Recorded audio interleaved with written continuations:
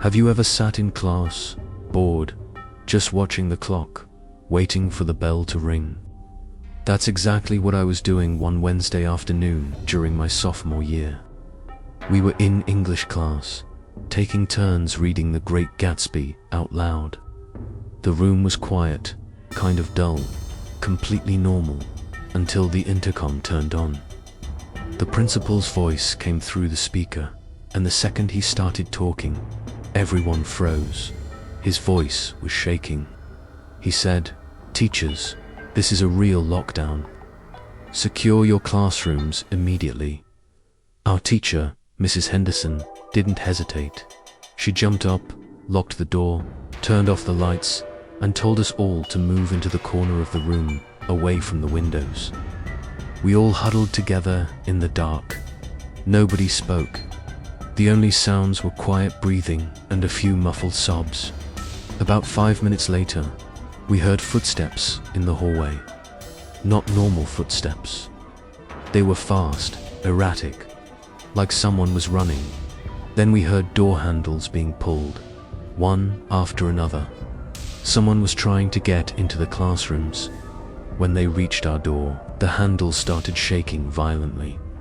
Mrs. Henderson immediately put her finger to her lips, signaling for us to stay completely silent. Then the person outside started kicking the door. Each kick echoed through the room. A girl named Sarah gasped every time the door was hit, and our teacher had to put her hand on Sarah's shoulder to keep her calm. For about a minute, it felt like the door was going to break. Then suddenly, the kicking stopped. The footsteps ran farther down the hallway. We stayed in that corner for nearly an hour. No lights, no talking, no movement. Finally, the intercom came on again. The building was clear. Later, we found out what had happened. The person in the hallway was a student who had been expelled the week before. He had come back to school with a knife, looking for the assistant principal who expelled him. The police caught him trying to break into the administration office. The worst part, he had already tried to get into 3 other classrooms before he reached ours. To this day, whenever I hear someone running down a hallway, my heart starts racing. This next story happened when I was in 6th grade. It was right before winter break, and everyone was excited. Only 2 days of school left. I was sitting in math class, taking a quiz, when we heard loud popping sounds outside. At first, it sounded like firecrackers. Our teacher, Mr. Rodriguez, walked to the window to look outside. The color drained from his face. He turned around and yelled, "Everyone, get under your desks, now." He wasn't calm. He was panicking. We all scrambled under our desks as he turned off the lights. Through the window, we could see red and blue police lights filling the parking lots. Police cars were everywhere. Then something happened that made everything so much worse. Mr. Rodriguez got under his desk too. That's when we knew. This wasn't a drill. We heard helicopters hovering above the school. Someone outside was shouting into a megaphone, but we couldn't understand what they were saying. My friend Josh whispered from the desk next to mine, "What's happening?" I didn't answer, because I had no idea. We stayed under those desks for almost 2 hours.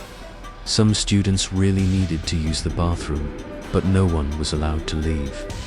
Eventually, the principal came on the intercom and told us we could come out from under our desks. But we had to stay inside our classrooms. Mr. Rodriguez turned the lights back on and explained what happened. There had been a bank robbery a few blocks away. The robbers tried to hide in our school's parking lot. They had guns. They had threatened to shoot if the police got any closer. That's why there were police cars everywhere. That's why there were helicopters. Eventually, the robbers surrendered, but for 2 full hours. We had no idea if someone with a gun was about to walk into our school. The school was dismissed early that day. Parents showed up crying as they picked up their kids. When I got home, My mum hugged me so tightly I could barely breathe. What was supposed to be a normal day before winter break turned into one of the scariest days of my life. Lockdown drills are scary enough, but when they're real, when you're sitting in a dark classroom, listening to footsteps in the hallway, or hiding under your desk, wondering what's happening outside, you never forget that feeling. Because in those moments, school doesn't feel safe anymore, and some fears stay with you forever. If you or anyone you know is struggling with the aftermath of a traumatic event, please know that help is available. There are resources and professionals who can support you. You don't have to go through it alone. Thanks for listening.